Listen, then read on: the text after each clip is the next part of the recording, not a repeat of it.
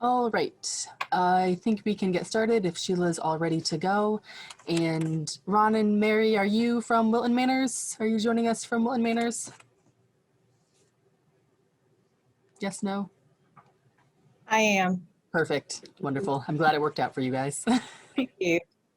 All right, so I am Ellery. I am our Deputy Director here at History Fort Lauderdale, and we are, as Wilton Manors know, we are the historic downtown for Fort Lauderdale. We are 6 historic buildings. We have 3 museums that people can tour. We have tours every single day at 1, 2, and 3 o'clock for those museums. Oh, and someone else is joining us. Fantastic. Or you can take a self-guided tour of our main history museum anytime between 10 and 4, 7 days a week. We are also a full research center. We have 400,000 historic photographs. We've upped it up to about 12,000 blueprints for architectural blueprints, getting more in every day. And if anyone has any questions about Fort Lauderdale or even Broward County history, you guys can come contact us. And if you have any questions either in between this segment, you can type it into the chat or you can hold them till the end and Sheila or someone else will be glad to answer them. This is being recorded and it will be able to go up on YouTube after it goes through the whole editing process and everything like that. So without further ado, I'm going to hand it over to Sheila.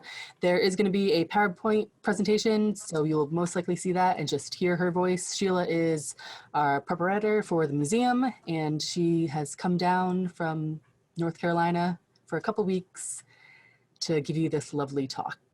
So I'm going to shut off my video and bring up the share screen, and hopefully everything works out. And Sheila, it goes to you. Okay, thank you, Ellery. Well, welcome to Curators Corner. This month we are going to explore beads, particularly meaning in beads. And I'm going to start with the very earliest beads, which are over 100,000 years old. And they were found in caves in Israel. And they made from sea snail shells. The act of piercing a hole in shells made it possible to group the beads together on a cord that could be worn and that others could associate with the identity of the wearer. As the director of research for the excavation observed, when you put a personal ornament on your body, you are sending a message to other people.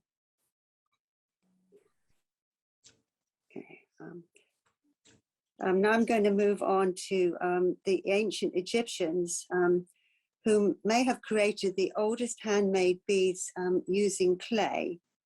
And after its discovery, through the process of firing the clay, so it's usable, they came across glass. And this technique was perfected in Murano, Italy, after skilled artisans fled west during the Crusades of the 13th century.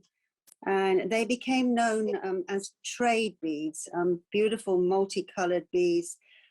They were sold to merchants at that time and since then to barter for goods among cultures that prized them for their beauty and color.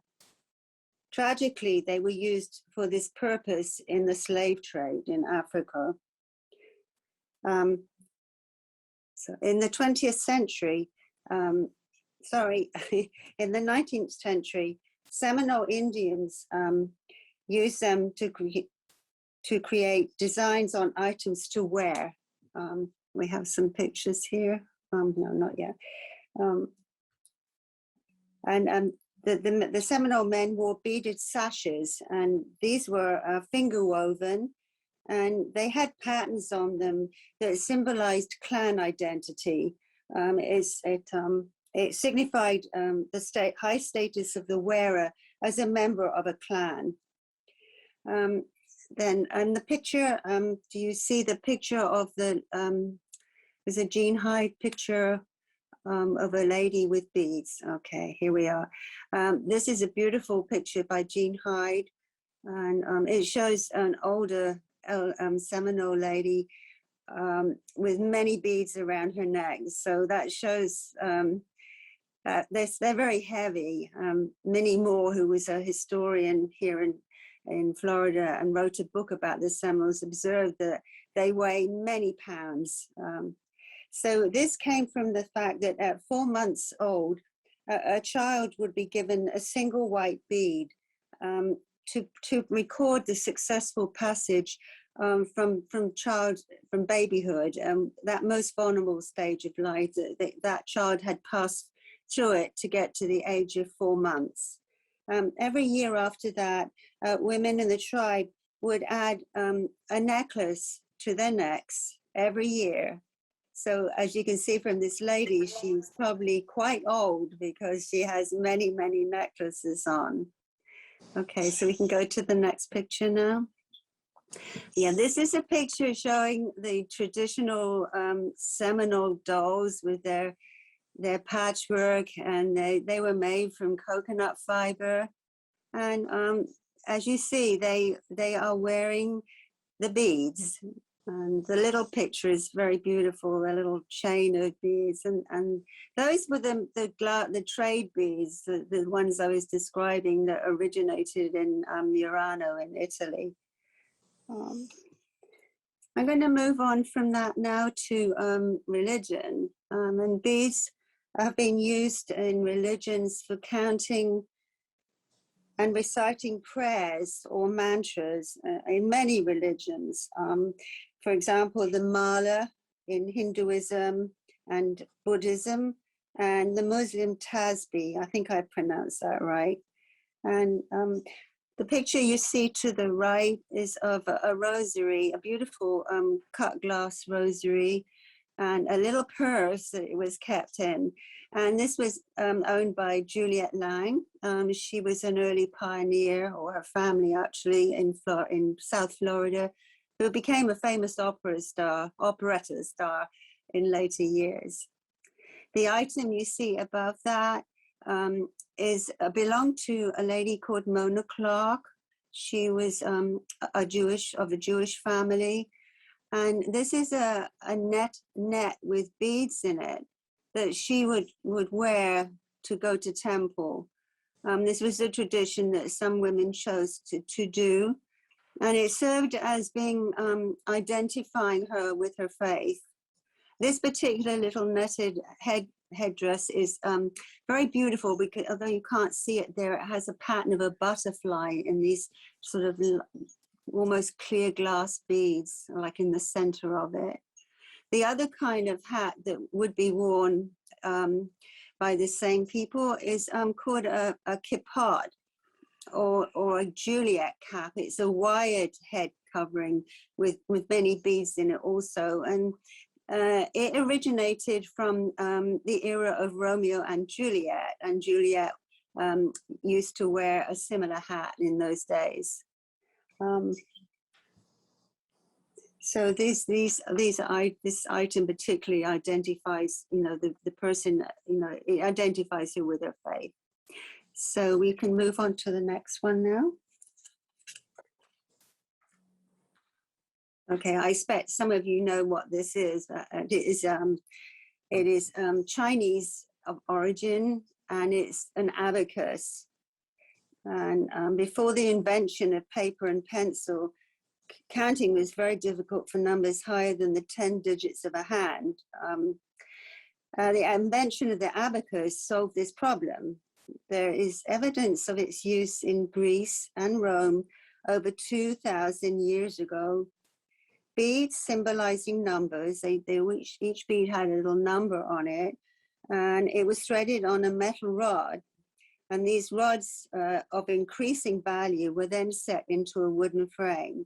So this made it very easily for merchants, could easily transport them for business transactions and calculate into the millions. And this particular abacus is a number above 1 million. I couldn't even pronounce it. So they're still used today. And before they had paper and pencil, they used to draw things in the sand or on rocks. So this was, and then people are still using these around the world to this day. So now we're going to move on to 19th century Europe. And we are going to look at some beaded purses. These are also in our collection, and they were all owned by a lady called Lillian Berman. So on the right is a little beaded purse with the flowers on it. It's early 19th century. And typically this style, hello? Yeah. Typically this style is called a reticule purse. It has a tassel at the bottom, usually, and it has a drawstring top. There's an area where you pass a cord through, and these could be worn on a belt. And the one on the other side is called a miser's purse, and I would like to come back to that shortly, so we can move on to the next one and then go back. And these are the other type of purse, and this was called a framed purse, and this was owned by Ivy Stranahan, and famous in Fort Lauderdale. And you see the beautiful white beads on that in very intricate patterns. The one on the left is another reticule purse, and you see all the wonderful designs on that. It's so intricate. It's not in great shape because of wear and tear of time, but it is still a very beautiful object. The ladies used to use these because in the 19th century they would travel more often and further, and they needed to put, they needed a purse or something to put on items. Okay. All right. So we can go back to the miser's purse now, which is what is the one on the left. It's called a miser's purse. And the reason for that is used for holding tiny coins, little coins of low value. And it is very intricate. It is made with French cut steel beads, very prized at the time. And the slit, I think you can probably see it, it would be closed by the metal rings at each side. And you can see the beautiful steel cut beads on either end. So these beads were typically knitted with tiny needles, and they would get the patterns sent to them. They would choose a pattern and then work the design onto the purse. Obviously, very time consuming. So these purses told everybody looking at them that these people, these ladies that made these, were not only skilled and tasteful homekeepers, but in the case of the miser's purse, very frugal. So there's some, right? So now we're going to move on to the last section, which is about flapper dresses. Okay. Oh, I'm sorry. We've just skipped one. Okay, these are pictures of a beautiful stole or scarf, we could call it. And this was also owned by Mona Clark. And it's a very fine net. And on it, there's a woven embroidered design, I believe. And these were sewn on. And as you can see, the pattern is of like little butterflies and branches. And the stones are of vivid colors and sparkly. And I can't imagine how long it must have taken to make it. Okay, so we can go on to the next one. This is a picture of an applique. If you look at the rough edges, it obviously must have been removed from some object that was worn, maybe to keep for reuse. And I picked this one because it has a three-dimensional aspect to it. You can see in the middle, it's raised and it's quite beautiful. And then the little edging, it looks kind of Christmassy in some ways. I don't know. So we don't know what that was put on, but it was obviously something that was valued to keep. Okay, for the next one. Okay, these, now we're going to the flapper dresses now. this is what remained of an amazing dress, I think. It was covered in these beads. They're like bugle beads and seed beads, and some of them are mirrored, and they're on this bright mustard chiffon background.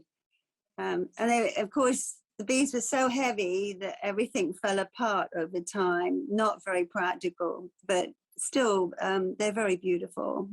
Okay, the next one. Okay. So this is some details of a flapper dress in our collection. It weighs a ton. It was also owned by Lillian Berman. And as you see, there's every kind of bead in the world on there, and many beautiful designs, a lot of floral designs. So let's see the next one. Okay. All right, so this is the dress, and with a skirt flowing out at the base, an amazing dress, and the bugle beads at the bottom, if you can see them, just a stunning dress in its time. The flapper dress originated in the aftermath of World War I, and the women at that time were feeling liberated, and there was a sense of freedom and personal expression. And the style was what was called daring, self-expressive, reflecting social changes. They were loose-fitting, short and sleeveless, and no underwear. So an era that is now long gone, but amazing. These dresses actually are from that same period, also owned by Juliet Lang, and they are from the 1920s. We can move on from that. Oh, please stay on this. Can you go back, Ellery, please? Could you go back one? So F. Scott Fitzgerald captured the era in his novel, The Great Gatsby. To quote, Daisy, asleep at dawn with the beads and chiffon of an evening dress tangled among dying orchids on the floor beside her bed. So in conclusion, I'm going to quote from Harry Winston, a renowned jeweler in his time and one-time owner of the Hope Diamond. People will stare, make it worth their while. Thank you.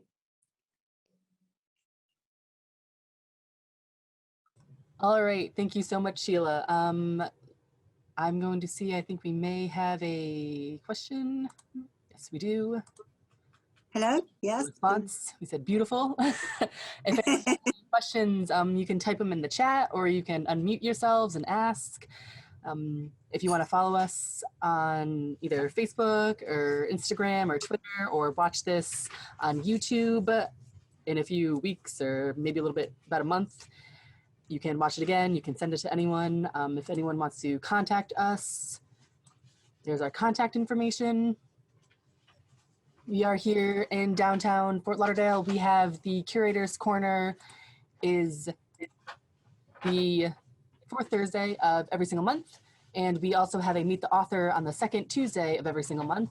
So that's coming up in a couple of weeks. You guys can tune in at the same time. It's noon for both events. We have our museum, like I said in the beginning, is 7 days a week from 10 to 4. We have tours, guided tours at 1, 2, and 3 o'clock. We have a open air market every single Sunday from 9 to 4. It has local vendors, local food.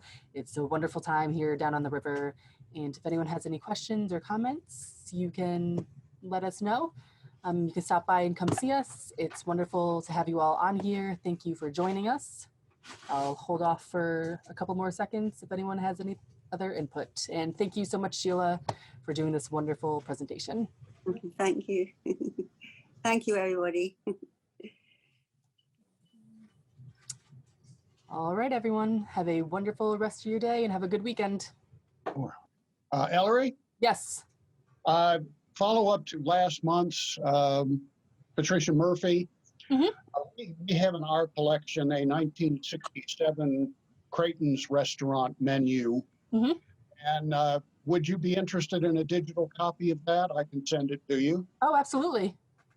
I'm pretty sure Okay. we have a few photos in our Gene Hyde collection from that restaurant. So that'd be a nice The addition. menu is really rather fascinating. The pricing and the amenities and whatever. Yes. So I'll get that off to you in the next couple of days. Wonderful. Thank you so much. Mhm. All right.